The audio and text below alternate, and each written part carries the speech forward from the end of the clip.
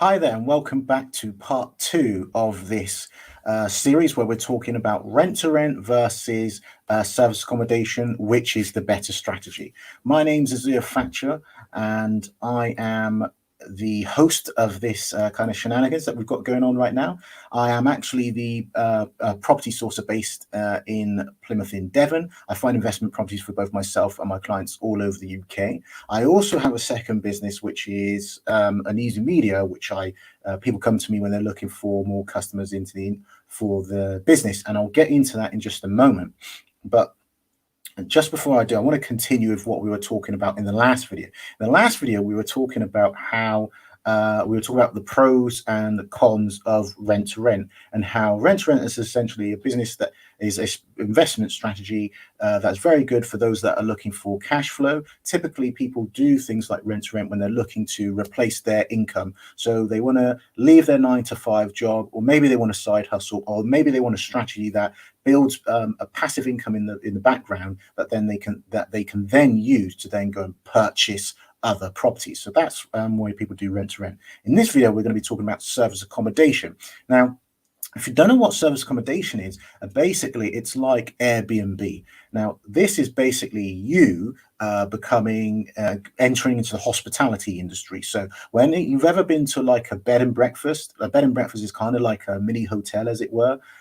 It's like that. You basically provide accommodation for travelers, maybe business owners, maybe people that are contractors that come into an area, come into a city for a short period of time. You're doing a short-term stay. Usually it's less than 90 days, and they come and they rent a place, typically because the people that come, they don't want to stay in a hotel. Maybe they're going to have guests come over and stuff like that. So they need their own space, and they don't want to stay in a bed and breakfast, especially if they're going to be there for a long period of time. So imagine, if you will, someone who's coming from one end of the country down to the other, and they're coming to do like an electrician or a plumber. He's coming to do work on a big project, something like that. They don't want to stay in a bed and breakfast because it's literally just one room in like a house or whatever. Whereas if they stay in a service accommodation, it's typically like a one-bedroom flat or a studio apartment, or a two-bedroom place maybe they're sharing with a co-worker or something like that. So that's essentially what service accommodation is. You provide all the linen facilities, all that kind of stuff, like you would in a bed and breakfast or like a hotel. It's optional as to whether you provide like meals or anything like that, like the breakfast element or anything like that. Usually people don't expect that. They will go out for lunch and breakfast and all that kind of business. They really just want a nice place to stay. They don't want to stay in a hotel, and they come to a service accommodation because usually it's a hybrid of hotel and bed and breakfast. So that's that. Now, what a lot of people are doing is they're using the rent-to-rent strategy, where it is they go to a homeowner and they lease a property from the homeowner. Now, typically with rent-to-rent, because they're looking at HMOs, they're looking at large properties. When you're doing service accommodation, most people are looking at 1 and 2 bedroom and studio apartments. Typically, and that's not to say that they can't have larger houses, but for the majority, it's usually short-term stay of 1 or 2 people in smaller properties. Obviously, those that are doing holiday makers and holiday lets, then obviously they lead larger places for their family and friends to come and rent that. But for the most part, it's going to be like, if you imagine corporate workers, contractors, they're looking for a place to kind of stay whilst they're in that area for a month or a couple of weeks or whatever. Now, what I will say just quickly, just before I move on, if you're enjoying any of the content that I give you today, please do give me a thumbs up, because it helps me to know to make more videos like this. If you know anyone that might find this information useful, then please do let them know about it. And I did touch on the fact that I have a digital marketing background and company, and what we're doing at the moment is, for those people that are struggling to actually find direct to vendor deals, get mild direct bookings for the SA units, or get good tenants or anything, or just find leads into their property business. What I'm doing at the moment is holding a 5-day workshop where I'm actually going to teach you how to do that and implement these systems into your business for free. So just go to the link that's scrolling at the bottom of the screen, which is getleadswithvideoads.com/register. That's open for a little while, so make sure you jump on board with that now as soon as possible. Now let's get into the meat of this, which is service accommodation. As I've just explained to you what service accommodation is basically like Airbnb. Essentially, you're running your own Airbnb. Now, some of the good things with it is there's even lower startup costs than with regards to the rent to rent. So with rent to rent, you think you're going to have like 5 bedrooms. You need to furnish each of those bedrooms. With service accommodation, because it's only usually 1 or 2 bedroom properties, there's less things you need to less property for you to furnish. So once you've dressed the lounge, then you just need to dress 1 bedroom or something like that, and then you're almost done once you've done that. So the startup costs are significantly lower.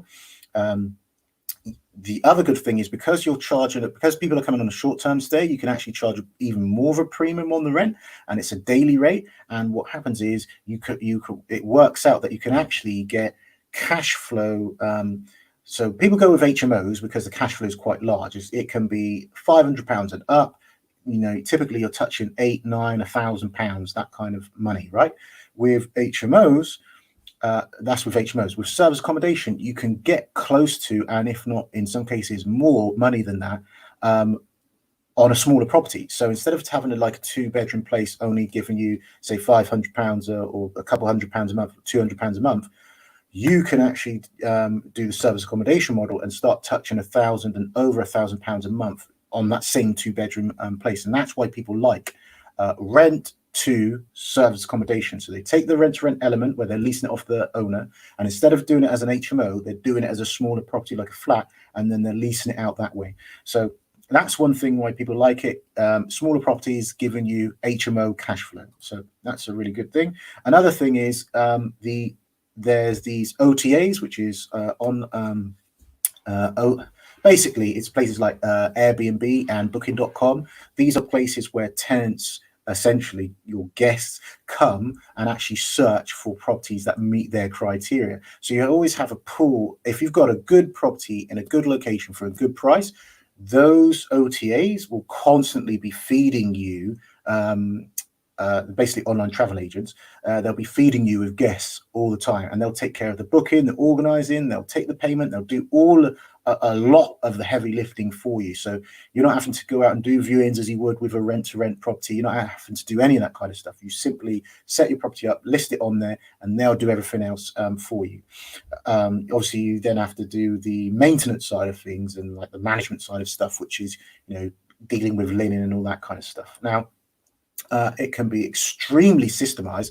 As a matter of fact, I held a property investors summit recently, and we had a service accommodation expert on there that basically runs it has the ability to run his whole business through his smartphone. So he set it up such that he's got all these apps on there, and he can just take care of everything. He's got people in, like the cleaner, maintenance person, all people, all set up so that as one person comes in, all guests, it's all electronically done. They check in, they get their key, they do what they're doing, they check themselves in, they check themselves out, and people come in and they clean the place and do all that. It's all systemized. So once he's spent the energy to set it up once, he's out of it, and then just the system takes care of everything. So he's able to, as I said, run everything pretty much from his smartphone. So that's a pretty cool thing.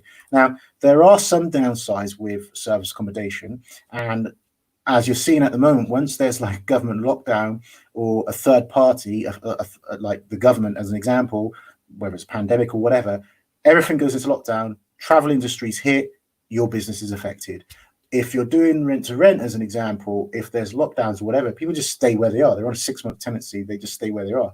If there's suddenly a government lockdown like now, and we're going to travel out of area, to your property, if everything's shut down, they're not traveling, therefore everything gets cancelled. So you're susceptible to that type of thing with regards to service accommodation. That's something that rent to rent doesn't have to deal with in the same way.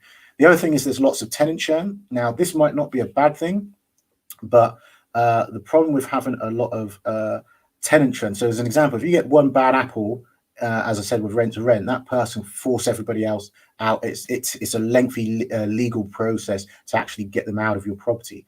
With regards to service accommodation, they're in and out quite quickly. But because of that, being in and out, what it means is you might find that your weekends are busy and in the week is dead, and you've just got this property that's void and no money coming in. And again, it could be quite seasonal as well. So you really have to be mindful of that, because there's a lot of tenant churn. There's no one that comes and sits in for a long period of time, as is comparison with rent to rent or an HMO. Now, the next thing is that there's huge impact on impending government regulation. And I'll just get into that just a moment. I just want to say, again, if you are finding the information I'm giving you today useful, then please do give me a thumbs up. If you're watching this on the replay, then please put the hashtag replay in there so I know that you've watched it.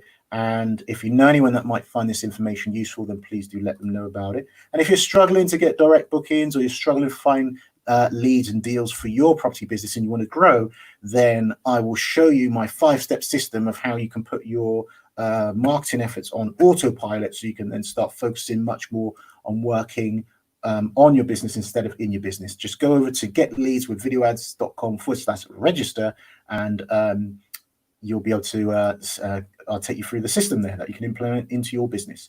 Now, as I was saying, with regards to the impending government regulations, because there's a lot of people that are kind of just doing this on the side. They're not taking any training. They're doing this almost like cowboys. They're shotgun. It's like the Wild Wild West. Almost anything goes. What's happening is, eventually, because the government want to seem to be doing stuff and they actually want to cut out these cowboys, they're going to start really putting pressure on this industry. So it's something that's going to be quite regulated. Housing in general is going to be quite regulated, but specifically you're going to have the service accommodation industry. And the other thing, or the last thing that I want to highlight, is antisocial behavior. Now, you could have a property that's in a block and you could do everything right and think everything's great. You speak to the management properly, the block management company, they say everything's fine. You get it in there, and then all of a sudden you get some crazy person that throws a party, annoys the neighbors. You get 2 or 3, 4 events of those. The block management company come back to you and say, sorry, can't do service accommodation in there anymore. If you sign a contract with a landlord for 2-3 years guaranteed rent, then you're into a contract that you can't fulfill through no fault of your own. So that's a sticky situation to be in. The other thing is, just highlighted, you don't know who's coming into your property. Now, you can get someone that comes, maybe they're celebrating their birthday, and they're all great with great references and all the rest of it, and they've got all the things to pass all the criteria. But as soon as they come to, it's almost like driving a hire car, courtesy car, right? You get some people that will get in a courtesy car and they'll rag the car, they'll rev the engine, they'll rag it, because at the end of the day, it's not theirs. If anything goes wrong with it, they've paid the premium for the insurance. They don't have to worry about it. Same thing. If someone's coming to stay for a weekend, they come, they drink, get drunk, do whatever, have a great time, and they come into your property and then they trash the place, then they leave. Now, all of a sudden, you've got to replace all the broken things, the linen that's gone missing, and all of that kind of stuff. It can be quite a nightmare. And also, you get people that come in and they might want to do fraud. They'll come in with their fake credit cards, they'll pay, they'll do whatever, and then they're gone. Because they're only there for a short period of time, it's more likely that they can try and do that and get away with it. There's more chance of them doing it as compared to doing something like a long-term tenancy, as an example. So there are a number of factors to be mindful when you want to go and do service accommodation. It's just not one of those things where you think, yeah, I'll just do it and wing it, and there you go. You've got to make sure you've got the right contracts in place, right paperwork in place, regardless of whether you go rent to rent or service accommodation. It's entirely up to you.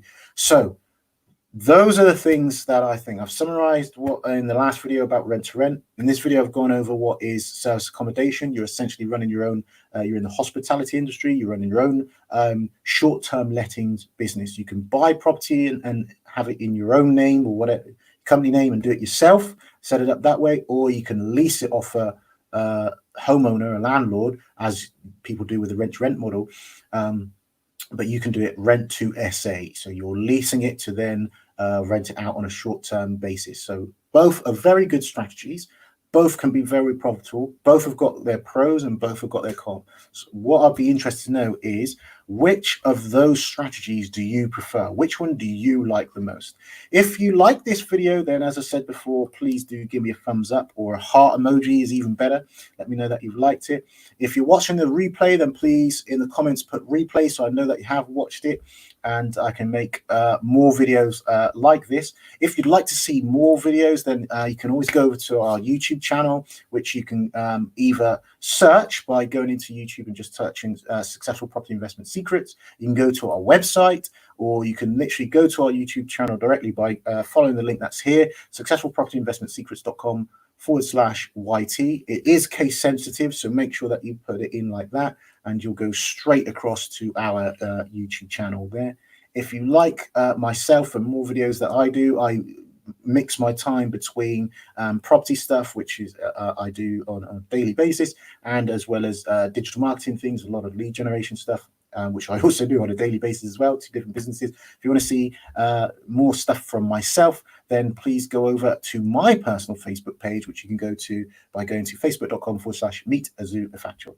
That's it from me for now. Lastly, please make sure that you register on the 5-day challenge that I've got coming up that will show you how to implement getting leads into your business. So if you want more direct bookings, you want more direct to vendor deals, you're trying to find property investors to buy your deals, maybe you're a source and you're struggling, you've got a deal up on Facebook, it's been there for ages and it's not selling, it's not shifting, but you know it's a good deal, then you definitely need to check out the free 5-day challenge that I'm putting on, where I'll break down each of the steps, the 5 steps, into bite-sized chunks. You can go away and implement them into your business, start seeing some results and success, come back again, get the next step. And also I'm there live every day and you can ask me questions and I'll help you to achieve your property goals for 2020. It's not a write-off just yet, people. Still plenty of time, still a lot of life left in the old dog of 2020 yet. So that's it from me for now. I'll see you in the next video.